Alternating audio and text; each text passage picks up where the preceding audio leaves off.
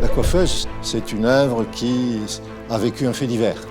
Elle est parfaitement localisée jusqu'en 1999 et... Comment elle a été volée, on ne sait pas. On n'a rien. C'est quelqu'un qui sait exactement où était cette toile, pourquoi il l'a prise et ce qu'il venait chercher. 14 ans. 14 ans de disparition. Tout indiquait que c'était soit une excellente reproduction, soit l'original.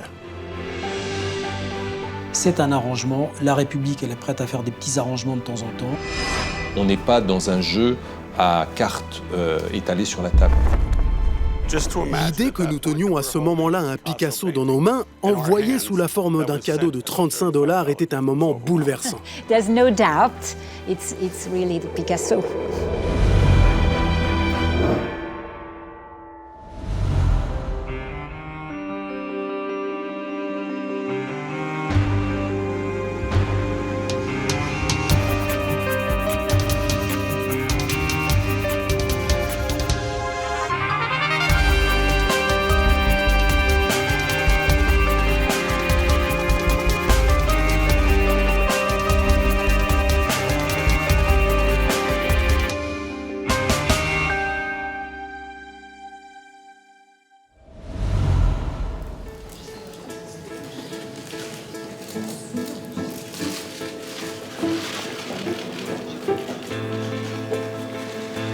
À l'issue de cette affaire que les médias ont qualifiée de rocambolesque, je voudrais exprimer une émotion. L'émotion que j'ai, l'émotion que tous les gens du Centre Pompidou ont avec le retour d'une œuvre, avec le retour d'un chef-d'œuvre. Ce qui m'impressionne beaucoup, c'est de voir réunis 3 ministres et l'ambassadrice des États-Unis en France pour fêter ce retour de l'œuvre. C'est très rare, et là, la coiffeuse les réunit. C'est toujours le côté un peu spectaculaire du trésor qui disparaît. Les œuvres d'art sont des trésors. Voir revenir un tableau qui avait disparu, un tableau de Picasso, un tableau qui a un siècle d'existence maintenant, c'est un des grands moments d'une carrière de conservateur.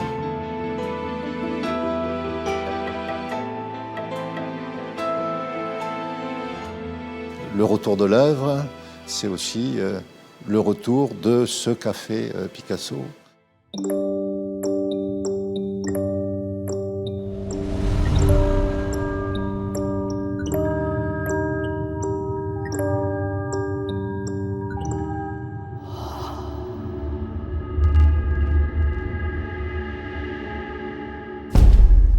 J'ai partagé moi aussi l'émotion du retour de ce tableau peint par mon grand-père.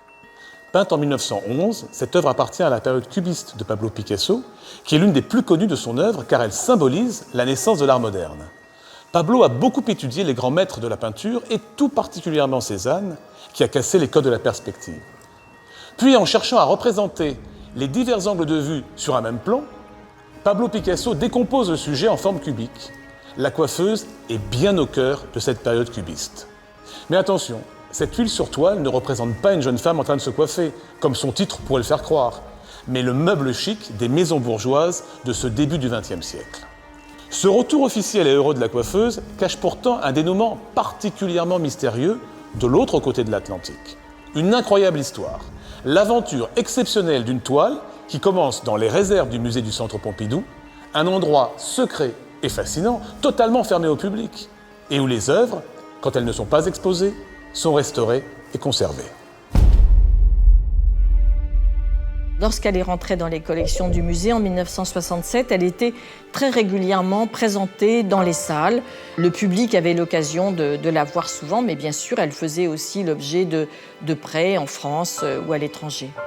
Son grand voyage à partir de son arrivée au Centre Pompidou, ça a été en 1998, c'est-à-dire juste avant sa disparition, lorsqu'elle est partie en Allemagne pour une exposition Picasso à Munich, à la Kunsthalle de Munich. À la fin de l'exposition, le tableau revient au Centre Pompidou, rejoint les réserves où elle est parfaitement localisée jusqu'en 1999.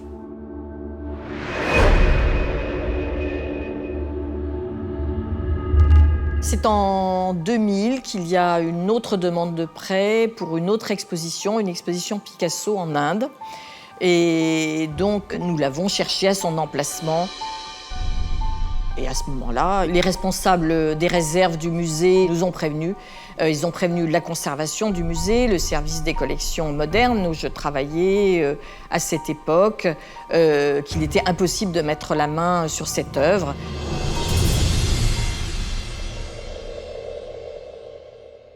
Je suis incrédule, évidemment. La première chose que je demande, c'est de poursuivre les recherches, de recommencer. Et donc, on l'a cherché, à nouveau cherché, et finalement, c'est toutes les réserves qui ont été explorées, fouillées, grille après grille, tiroir après tiroir, et il a bien fallu constater que l'œuvre n'était pas là.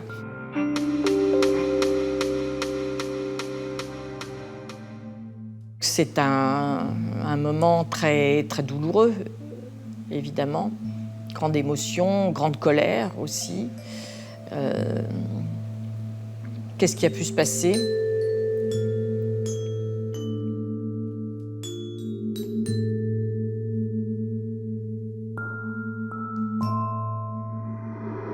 En 2001, le parquet nous saisit d'un vol dans les réserves du musée Beaubourg.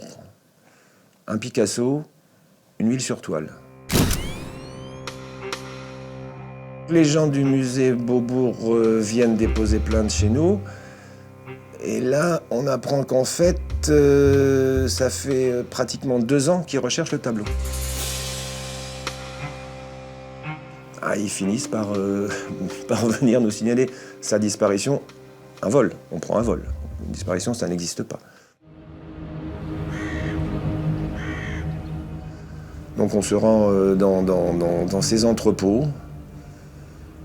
C'est des hangars immenses. De mémoire, à l'époque, ils étaient cloisonnés en différentes zones par des grandes grilles et des portes fermées à clé. Les œuvres sont posées sur des rails. Il y en a, je sais pas, c'est énorme le nombre d'œuvres qu'il y a là-dedans. Alors effectivement, s'ils ont cherché un tableau parmi toute cette masse, ils ont dû mettre du temps. On essaye de comprendre, on se réunit, on revoit la chaîne de mouvement des œuvres et on ne trouve pas la faille, évidemment. On n'a rien. On a un tableau qui a disparu il y a peut-être 2 ans et qui se trouvait dans une des zones. On ne sait plus trop laquelle. Les éléments, ils sont un peu justes, quoi.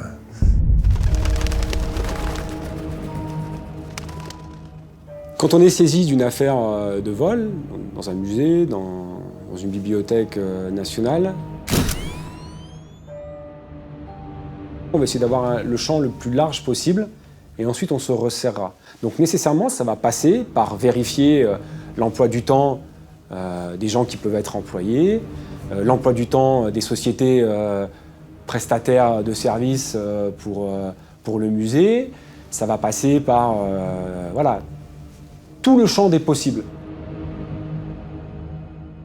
Pour trouver des éléments, là, c'est plus compliqué. Parce que ça fait combien de personnes qui ont pu passer pendant 2 ans ? Je veux dire, c'est...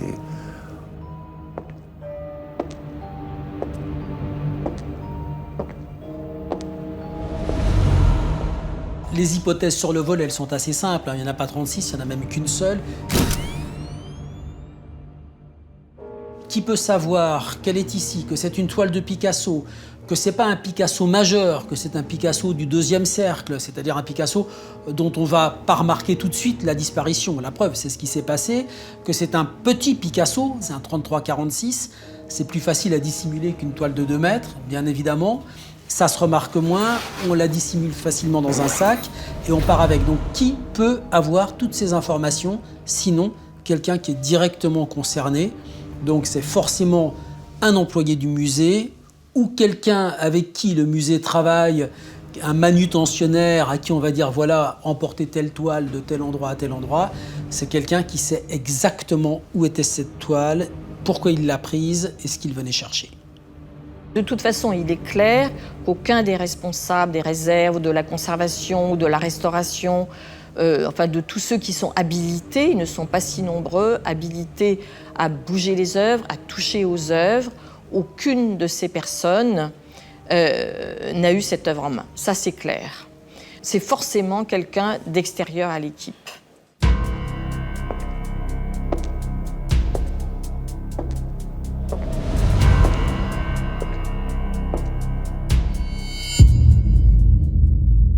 C'est difficile de déterminer un profil type du voleur d'œuvres d'art. Je dirais le seul dénominateur commun, c'est qu'il vole pour revendre. Il vole pour en avoir un profit personnel. Donc s'il s'attaque à quelque chose d'envergure, c'est que derrière, il essaye de trouver une sortie pour les objets qu'il a volés. C'est un Picasso.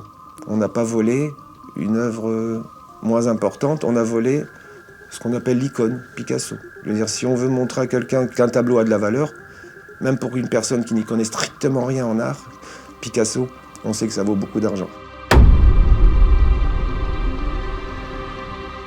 La valeur de la toile, c'est 2,5 millions d'euros. Ça veut dire qu'à la revente chez un collectionneur qui accepterait de racheter une œuvre volée, parce que c'est impossible de racheter un Picasso sans savoir qu'il a été volé, c'est 300 000, 400 000. Donc c'est une bonne somme, 300 000 à 400 000 en liquide. C'est bien. En effet, même si la valeur d'un tableau volé est bien inférieure à sa valeur officielle, les sommes évoquées restent susceptibles d'alimenter bien des fantasmes. Mais encore faut-il trouver acheteur. Sur le marché légal, c'est impossible. Un tableau volé est référencé indéfiniment dans la base de données dite TREMA de l'OCBC, l'Office central de lutte contre le trafic des biens culturels en France, et dans celle d'Interpol au niveau international. Des outils qui sont consultés avant chaque transaction sur le marché officiel. Pablo Picasso avait anticipé la possibilité du vol de ses œuvres. Il avait une technique très personnelle pour gérer son stock. Il signait les œuvres qui sortaient de son atelier. Lorsqu'il vendait une œuvre à un marchand, il apposait sa signature sur la toile au moment d'être payé. S'il découvrait ensuite l'une de ses œuvres non signées sur le marché, il pouvait en conclure qu'elle lui avait été volée. En ce qui concerne la coiffeuse, il s'agit d'une œuvre qui appartient à un musée. Elle est signée et répertoriée, elle est invendable. Reste le marché parallèle. Mais cette hypothèse nécessite un réseau particulièrement constitué, hors de portée d'un voleur opportuniste ou amateur. Le pire à redouter étant bien sûr la destruction des œuvres volées, devenues trop dangereuses à conserver.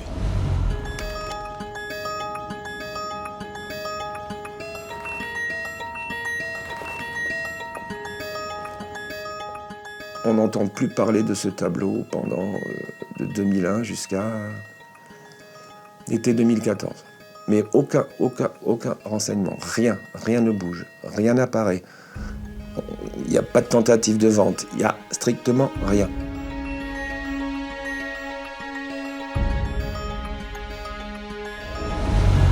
Je crois que c'est quelqu'un qui est dépassé à un moment par les événements, qui a pris cette toile, qui l'a sous le bras et qui n'avait pas de réseau pour l'écouler.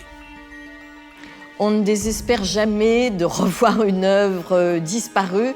On se dit toujours qu'il y aura un moment où il y aura une maladresse, peut-être.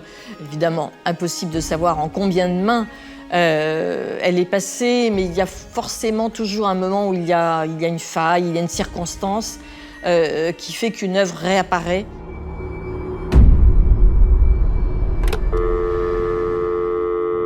L'été 2014, juillet-août, on apprend que le tableau a refait surface. On apprend, le tableau a refait surface. On a des éléments qui montrent que c'est d'actualité. C'est pas des informations qui datent d'il y a 2-3 ans en arrière, non, c'est d'actualité. Le tableau, il est réapparu, plusieurs personnes, voilà, on en parle. Le fait que la BRB, la Brigade de répression du banditisme de la préfecture de police de Paris, entendent à Paris parler d'un Picasso qui circule, ça n'a rien d'étonnant. C'est le milieu dans lequel ils évoluent, c'est le marécage dans lequel ils sont tous les jours. Donc eux sont là-dedans, ils connaissent parfaitement leur type, leurs indices. C'est pas anormal. Je pense que si on a été au courant du fait que ce tableau refleurissait, on n'a pas été les seuls. J'imagine qu'on n'a pas été les seuls à le savoir. D'une manière ou d'une autre, ça s'est un petit peu su, voilà.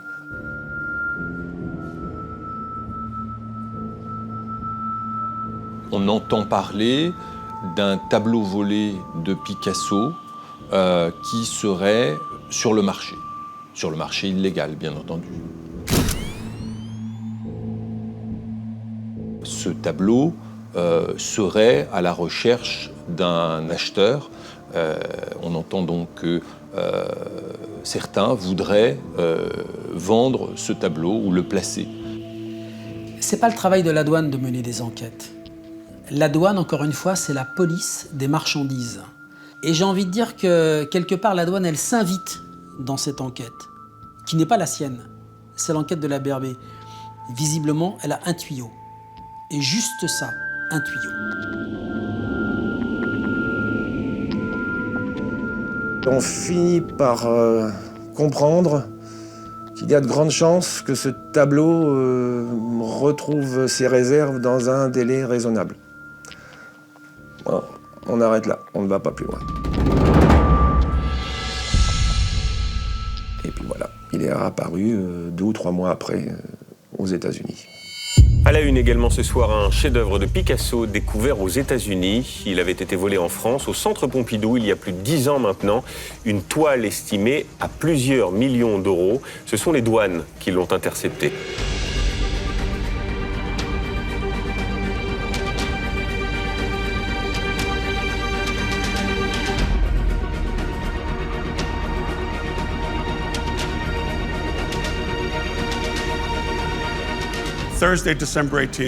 Jeudi 18 décembre 2014, nous venons d'examiner la liste des marchandises transportées par l'avion FedEx ce soir-là.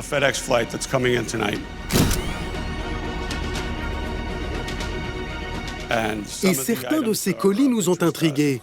Donc, nous les avons déchargés et apportés dans nos entrepôts afin de les examiner.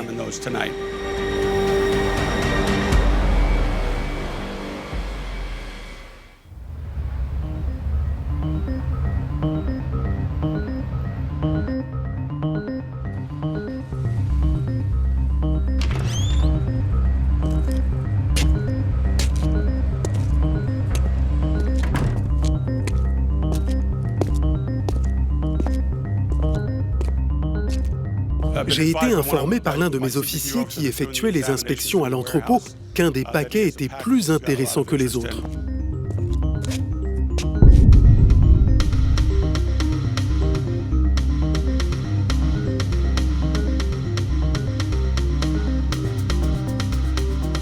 Les douaniers américains de Newark vont découvrir un paquet beige avec une inscription dessus, Artcraft,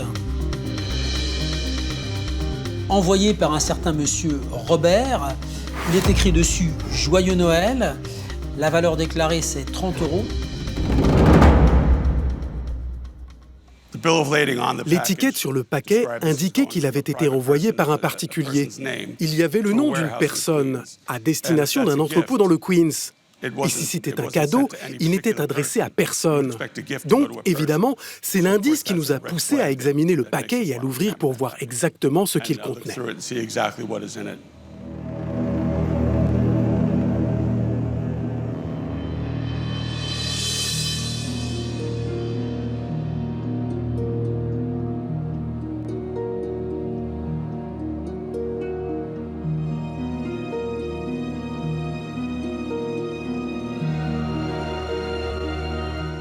Nous avons ouvert le paquet qui contenait un objet emballé dans du papier bulle et du carton.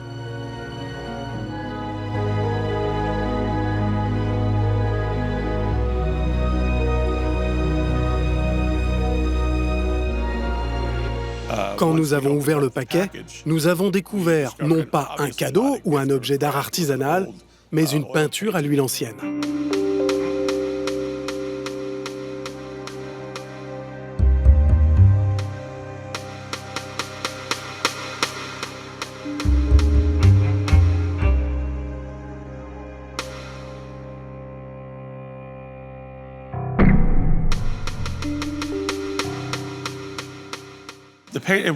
Ce n'était pas une grande toile. Je ne pourrais pas vous donner les mesures exactes, mais c'était une petite toile. C'était une toile apposée sur un châssis en bois fixé par l'arrière. On pouvait voir que la toile était très vieille. On pouvait voir aussi que le bois était très vieux. On pouvait constater que les étiquettes étaient très vieilles. Et je pouvais voir que l'huile sur la toile n'était pas quelque chose de récent ou fait récemment. Tout indiquait que c'était soit une excellente reproduction, soit l'original. À ce stade, j'ai pensé que c'était probablement la vraie peinture.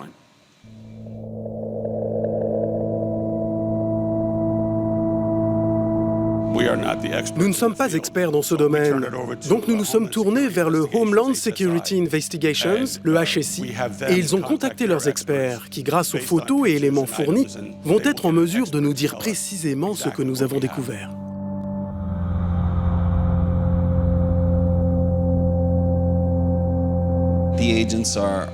Ces enquêteurs sont conscients que certains objets anciens sont recherchés au sein des polices.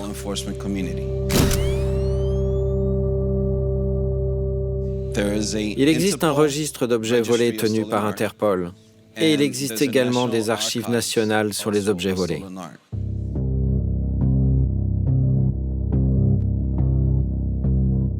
Cette œuvre d'art était La Coiffeuse, peinte par Pablo Picasso en 1911.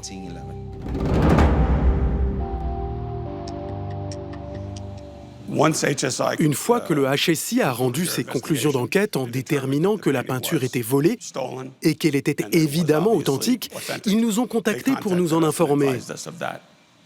Ce qui a bien sûr rendu l'équipe très heureuse de savoir qu'on l'avait eue. Nous avons ainsi que les douanes des entrepôts spécifiques dans lesquels ces peintures, si elles s'avèrent authentiques, peuvent être conservées en toute sécurité. C'est la première étape, de s'assurer que cette toile est en sécurité.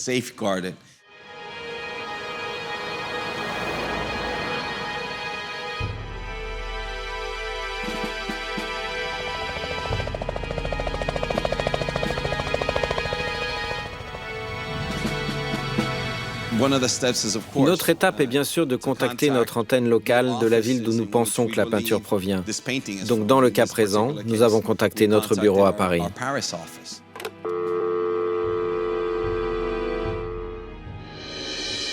Et on a un appel des douanes américaines qui nous parle d'un tableau de Picasso qui porte un certain nombre d'étiquettes, laissant à penser que ce serait possiblement un tableau authentique. Et on fait la relation entre les bruits que nous avons entendus et cette constatation ou cette information d'origine américaine. Alors lorsque je reçois ce coup de téléphone des responsables de l'administration Picasso qui me parlent d'un Picasso qui aurait disparu il y a 15 ans du musée, je dis mais c'est la coiffeuse. C'était à la fois un moment d'incrédulité, puisque 15 ans après, ce n'est pas banal, et puis d'une joie immense. Les experts du Centre Pompidou nous disent qu'ils souhaitent pouvoir examiner le tableau parce que ça leur paraît authentique. Mais ça leur paraît. Donc il faut qu'ils se rendent sur place aux États-Unis pour pouvoir examiner ce tableau.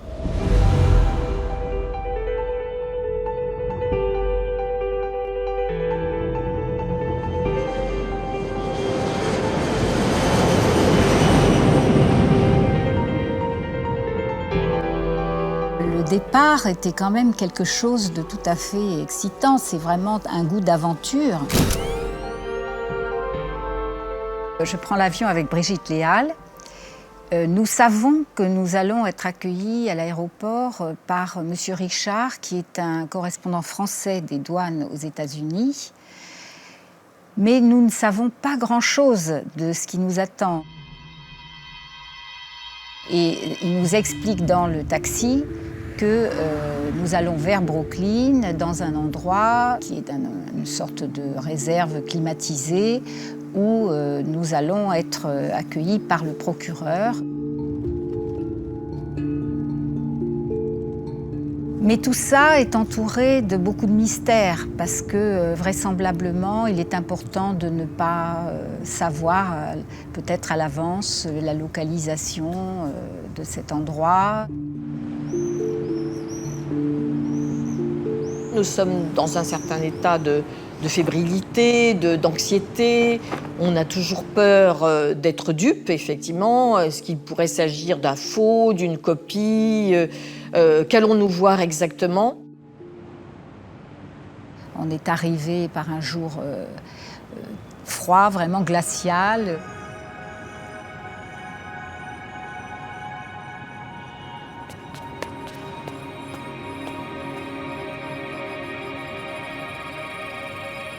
C'est très impressionnant parce qu'on nous amène dans une pièce sur laquelle il y a une grande table et au milieu de la table, ce petit tableau.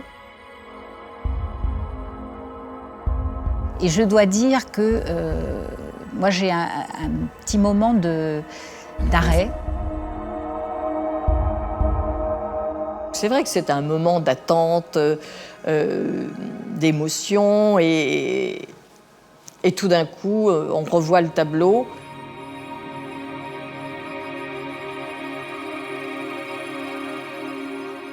Alors, on n'ose pas dire tout de suite, oui, c'est bien elle. On prend le temps d'examiner longuement l'œuvre, de sortir toutes les pièces du dossier pour avoir des éléments de comparaison, pour être sûr de ne pas se laisser emporter par l'émotion, par l'enthousiasme, par la joie. Avec Brigitte Léal, on a échangé, je crois qu'elle a eu une certitude, qu'elle a immédiatement identifié le tableau qu'elle connaissait par ailleurs. De mon côté, c'est davantage une recherche, bien sûr, une comparaison avec des éléments que je connaissais. Je suis vraiment concentrée sur la présence des déchirures, la présence des repeints, des anciennes restaurations et les bords de la peinture. C'est ça que je regarde très précisément parce que Picasso, d'une part, n'est pas allé tout à fait jusqu'au bout de la toile, c'est-à-dire que la peinture est un peu irrégulière, elle s'interrompt d'une manière très, très inégale, mais en plus, probablement que le tableau, lorsqu'il a été rentoilé et remis sur son châssis, a été mis sur un châssis un petit peu plus grand. Et donc, on voit davantage le haut de la toile qui n'est pas peint. Et ce détail-là, je l'avais observé sur les photos anciennes, donc qui dataient de 98. Et ça me permettait de confronter avec ce que je voyais actuellement et de pouvoir dire c'est exactement le même tracé, le même contour de la peinture. Là aussi, c'est un élément d'identification quasi certain. Elle avait conservé, par miracle, son cadre, ses étiquettes, toutes ses marques, ses numéros d'inventaire. Et donc là, c'était indiscutable.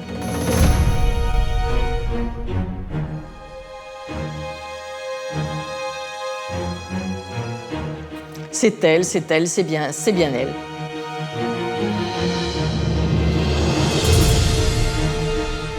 There's no doubt it's really the Picasso. It has all the signs and scars. Je me rappelle, j'ai utilisé le mot scars. Je ne sais pas si j'ai eu des élans du cœur comme ça en anglais auparavant, mais c'est un élan du cœur très fort.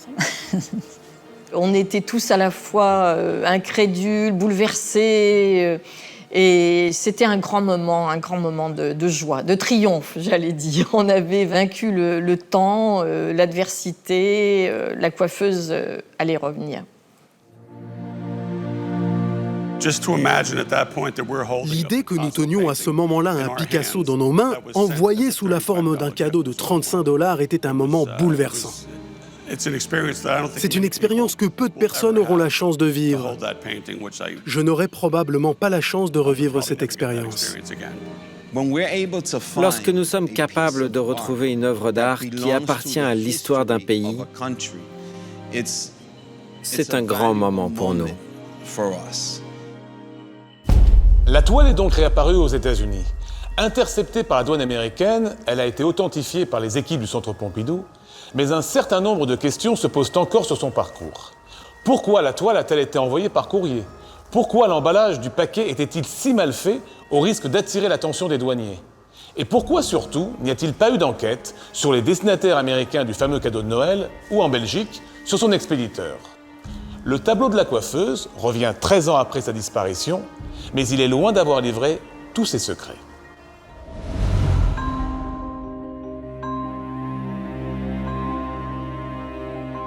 On fait croire que la découverte est fortuite, mais qu'est-ce qui croit une version pareille? Nous avons travaillé avec notre bureau basé à Paris sur beaucoup d'autres enquêtes. Nous avions des informations qui indiquaient que je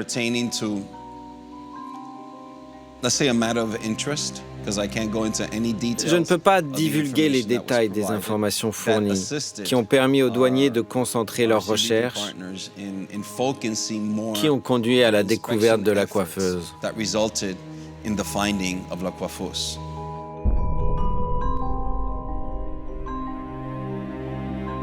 La découverte de la toile, d'après les services américains, ne s'est pas faite au hasard. C'est en tout cas ce qu'ils nous indiquent. On suppose qu'ils ont reçu une information. On ne sait pas la teneur de celle-ci. Est-ce que c'est en provenance de Belgique? Est-ce que c'est en provenance des États-Unis? Est-ce que c'est en provenance de France? On n'est pas dans un jeu à cartes étalées sur la table. La douane américaine sait qu'elle va recevoir ce jour-là un paquet à son intention envoyé par Robert avec un mot « Joyeux Noël ».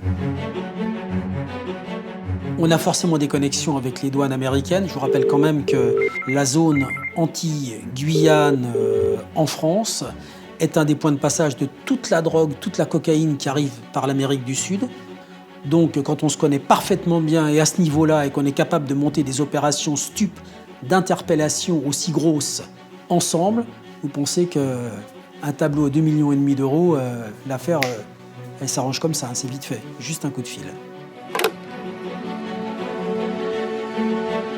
Je pense que ce sont les douaniers français qui ont une information sur la présence de la toile en France et cette information selon laquelle la personne qui la possède veut s'en débarrasser. Et qu'elle veut s'en débarrasser dans de bonnes conditions, sans nuire à la toile, en la restituant. Comment est-ce qu'on peut en tirer un profit, un bénéfice? En passant un deal avec la police. Ou avec la douane.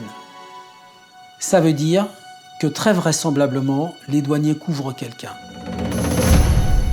Moi, ma version, mais elle n'engage que moi, c'est que le tableau, il était en France. Qu'on ne peut pas le découvrir en France parce qu'on ira directement à son propriétaire, illégal mais à son propriétaire. Donc, on crée un écran de fumée. On suggère au propriétaire d'aller poster le tableau en Belgique vers les États-Unis. Et ça va compliquer les recherches plus tard. Si, une fois le tableau découvert, on essaie quand même de savoir comment il a voyagé, qui est-ce qu'il détenait, ça veut dire envoyer une équipe de la BRB en Belgique, ça veut dire aussi envoyer une équipe de la BRB aux États-Unis, commission rogatoire internationale américaine, c'est beaucoup trop compliqué, on laisse tomber l'enquête. C'est comme ça qu'on fait des affaires. Dans tous les services, de police, de douane, de gendarmerie, de France et de Navarre, il y a du renseignement qui arrive, et ce renseignement, il arrive souvent en échange d'autre chose.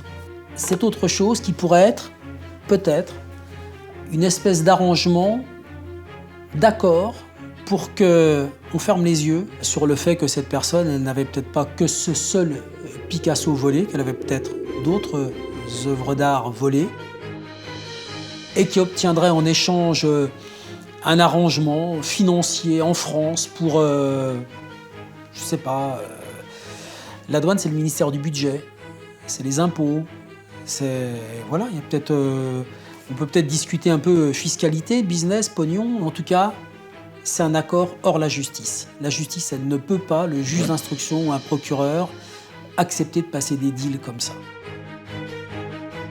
C'est bien monté, c'est bien pensé, puis quelque part, moi ça me choque pas, le tableau est là, il y a eu un arrangement avec quelqu'un, l'essentiel c'est que le tableau soit retrouvé. Nous vous racontons ce soir l'histoire incroyable de la coiffeuse. Ce tableau de Picasso a disparu il y a une quinzaine d'années du centre Pompidou à Paris. Il a été retrouvé l'an dernier aux États-Unis. Il est enfin rentré en France. La toile a été officiellement présentée aujourd'hui au musée. L'œuvre va être protégée un peu comme une personnalité dont il faut assurer la sécurité. En armes, on aura 2 PM, c'est l'arme des marins, c'est du 9 mm. Et on aura un fusil à pompe. Les douanes françaises l'escortent pendant le trajet en avion, sont présentes sur l'aéroport pour assurer son retour. Donc il va bien sortir là, mais en tout dernier. Cela ressemble beaucoup au dénouement d'une fiction.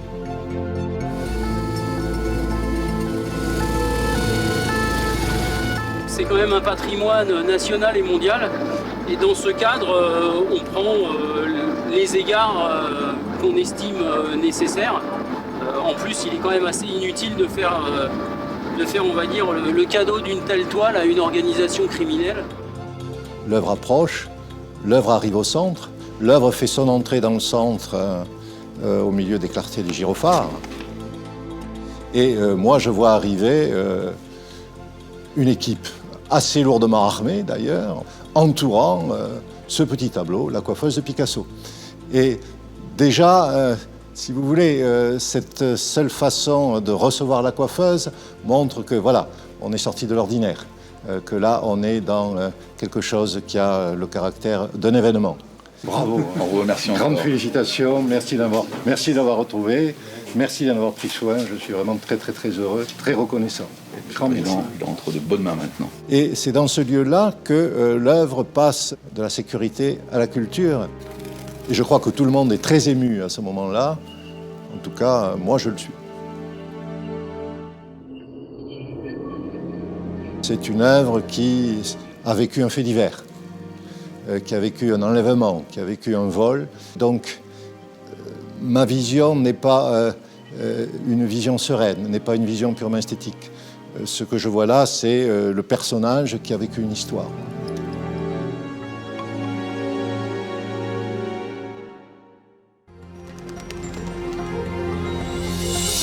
C'est une grande joie. On a vaincu.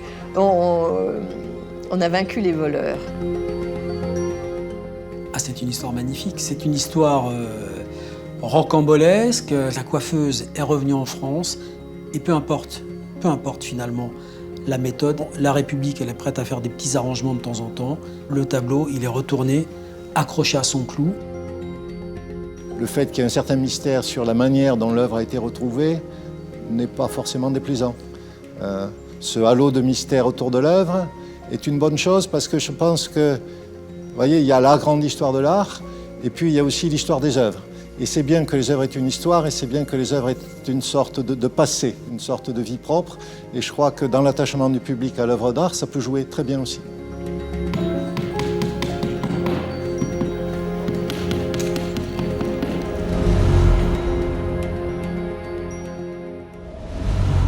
Les œuvres d'art doivent garder une part de mystère. Celui de leur création, bien sûr, mais parfois aussi celui de leur vie propre. Peut-être un jour apprendrons-nous les réelles circonstances de la réapparition de ce tableau, son véritable voyage, les petits arrangements dont il a pu être l'objet. Pour l'heure, la coiffeuse reste l'unique et silencieux témoin de son incroyable aventure et retrouve son public au Centre Pompidou. Elle quitte ainsi la longue liste des trésors volés.